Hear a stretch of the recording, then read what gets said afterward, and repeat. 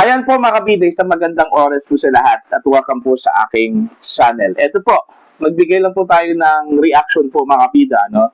Dito po sa nakakahiya pero kailangan po nating harapin po ito ang realidad po, ano, mga kabida, na pulilat po ang Pilipinas pagdating ho sa repatriation, evacuation sa ating mga kababayan dyan po sa Middle East, ano, mga kabida. Sa post po ni Miss Crisette Loreto Chu, umabot po sa 14 na mga bansa po, mga kabida, ang nagkaroon po ng evacuation sa kanilang mga nationals, kanilang mga citizens po, ano, mga kabida, naipit po dyan po sa Middle East, ano.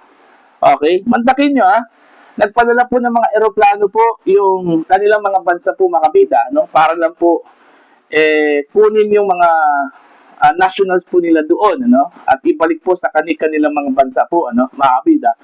Pero Pilipinas, ano po ang ginawa? Okay? Sinabi lang po ng Pangulo, mga kabida, na wala po tayong magawa dahil close po ang airspace, hindi po tayo makapagpadala po ng eroplano doon para kunin yung mga kababayan po natin diyan po sa Middle East, ano? At kailangan na lang po nilang magtago at magdasal, mga kabida. Diba nakakahiya po yun? Alright, eto. Babasahin ko po ang post ni Miss Crisette Loreto Chu, ano, mga kabida. Some countries that have repatriated their citizens from the Middle East due to US-Iran conflict as of March 9, 2026, ano, mga kabida. Ito yung mga bansa po. Nagpadala po ng kanilang mga eroplano, ano, at kinuha yung kanilang mga nationals, mga kabida. Number 1, Australia. Ang Australia po, meron pong 1,300 citizens, ano, na kanilang nirepatriate po, mga kabida, mula sa Middle East. Okay? Sinundan po ito ng Bangladesh. Ito Bangladesh po. Mas mayaman pa po tayo dito, ano, mga kabida. Pero, nagpadala po sila ng eroplano po, mga kabida, no, para kunin itong kanilang mga nationals. Meron pong 378, okay, Bangladeshi po, mga kabida, no, ang kanilang nirepatriate po, ano, mula sa Middle East, pabalik ko sa kanilang bansa, no, mga kabida. Number 3, China. Ito, marami-rami po ito, ano, mga kabida. 3,000 citizens, Chinese citizens po, ano, mga kabida. Pang-apat po ay India, ano? Hindi naman po sinabi po dito kung ilan, yung exact number po. Basta thousands of their citizens or nationals, mga kabida, ang nirepatriate po nila, no? Okay? Sa pamamagitan po ng special relief flights. Ayan. Number 5, ito. Kapitbahay po natin to, ano, mga kabida. Indonesia. Ang Indonesia po ay meron pong 10,000 nationals, ano, na nagtrabaho po o di kaya iba po siguro doon mga turista, ano, mga kabida, sa Middle East. Okay? Nakuha po nilang kunin po, mga kabida, itong kanilang mga nationals, ano? 10,000. Imagine that, ano? Ang dami po. Okay? Pero nakuha po ng Indonesia silang lahat, mga kabida, no? Number 6, Japan. Mayroon na po silang 7, ano po, mga kabida. Samantala, ang Malaysia po, number 7, meron pong 200 nationals. Okay? Na kanilang nirepatriate. While Pakistan po, number 8, 792. Okay? Nationals. Samantala, ang number 9 po, mga kabila, Pilipinas, meron pong 299. Pero itong 299, hindi po lahat po ito ay mga OFWs, ano, mga kabida. Yung iba daw doon, parang turista daw. At ang masaklap po dito, nung bumalik po sila dito sa Pilipinas, sariling pera po nila ang kanilang ginamit po, pambili po ng ticket, ano? Number 10, South Korea, 500. Sri Lanka, number 11, hindi po binigay po ang exact number. Number 12, Thailand, 292. UK, 4,000, mga kabida. At number 14, US, meron pong 28,000 nationals. Ayon. So, 14 po na mga bansa. Actually, 13 lang po ito. Hindi po kasali itong Pilipinas, ano? Kasi wala pong nirepatriate po ang Pilipinas, ano? Mga kabida. Kasi yun nga yung 299 daw, na dumating po sa Pilipinas, bago lang po mga kabida, ay sariling pera daw nila yon. Yung kanilang ginamit po, mga kabida. Yung iba daw ay ginastusan daw mga kabida, ng UAE government, no? And then the rest po ay kanya-kanya na pong bili po ng ticket para lang po makapalit po dito sa Pilipinas, mga kabida. So, nakakahiya po ito eh. Di ba? Nakakahiya po. Ano po ang ambag po ng gobyerno po ng Pilipinas, mga kabida, para lang po mapabalik dito sa Pilipinas yung ating mga kababayan.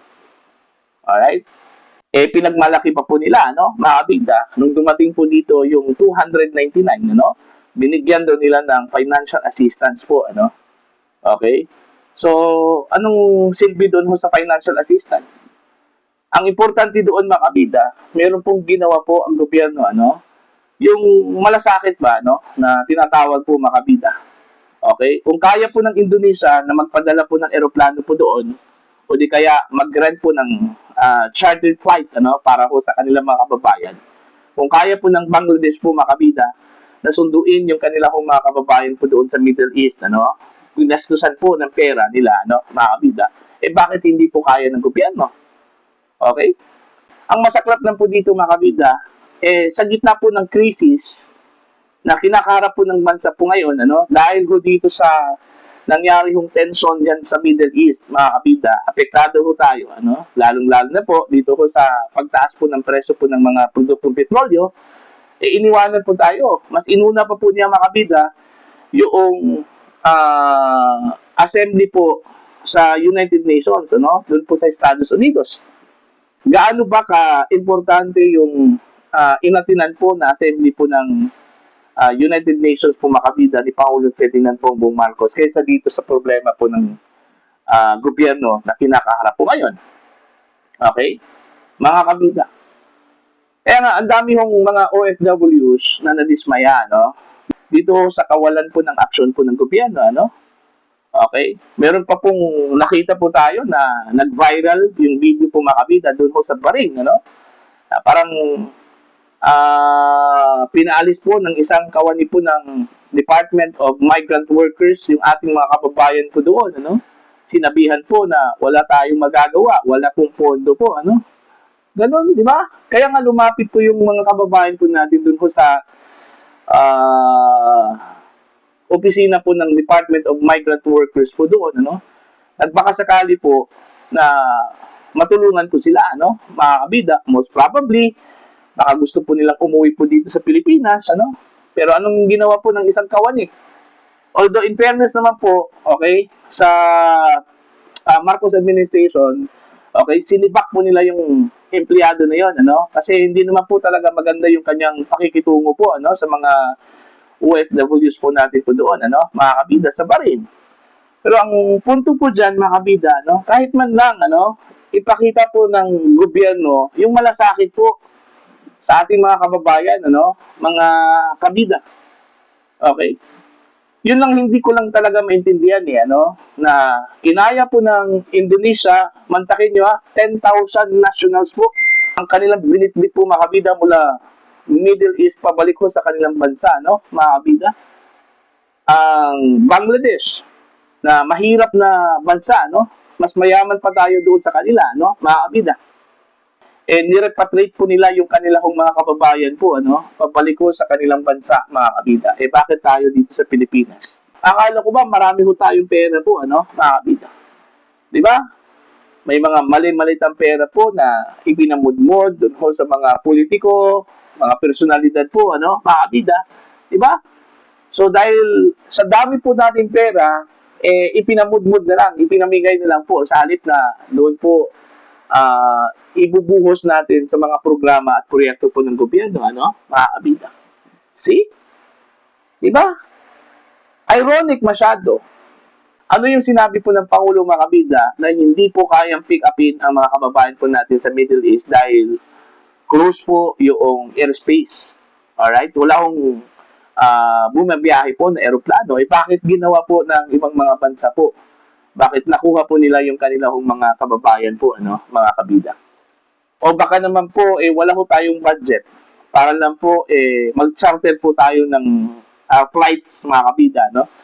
Okay, from the Philippines going to the Middle East and then from the Middle East back to the Philippines. Baka wala ho tayong pondo. Kaya hindi po ginawa po ng gobyerno, ano? Mga kabida. Diba? Sa gitna po ng krisis at sa gitna po ng tulong na hiningi po ng ating mga kababayan po, mga kabida, na dapat pong ibigay po ng gobyerno ay hindi po nila nagawa, mga kabida. Okay? Kaya nga, hindi po may iwasan po, ano, na ikinumpara po, mga kabida, itong Marcos administration sa Duterte administration, ano po, no? Naalala po ninyo yung pandemic po, ano? Ang dami hong na-stranded na mga kababayan po natin dyan po sa Middle East. Same place, ano, mga kabida.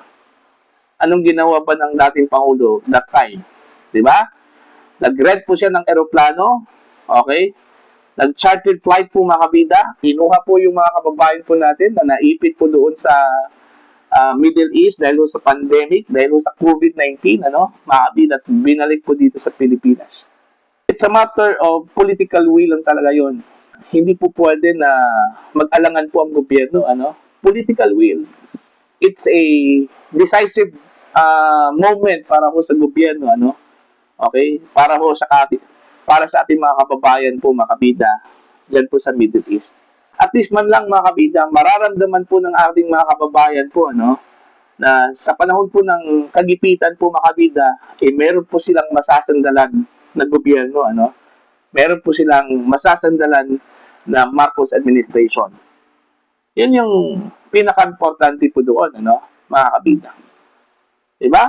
So, dito ho sa nangyari po ngayon, nakakahiya po ito, ano, mga kabida. O, see? Meron ngang nag-react isang OFW, ano? Isa po sa mga dumating dito sa Pilipinas, bago lang, ano? Nilinaw po niya na hindi po gastos po ng gobyerno po, mga kabida, yung kanilang pagbalik ko dito sa Pilipinas. Kundi sariling pera po nila yon, ano? Ipinambili po ng ticket para lang po makabalik po sa Pilipinas, ano po, mga kabida. See? So, lumabas tuloy na inutil po ang gobyerno, ano, mga kabida. Diba? Oh. Sana magsilbing lesson ito. Okay?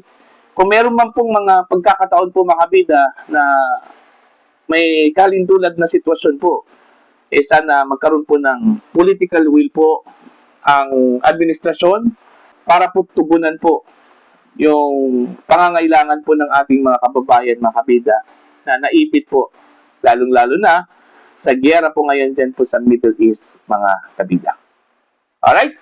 Para po sa inyo, ano po ang inyong opinion at pananaw po, ano? Please comment down. Sa mga hindi pa po subscriber po sa akin channel, please subscribe. Just click the subscribe button, click the notification bell, click all para updated po yung mga kabida sa aking mga uploads. Maraming salamat po sa inyo lahat.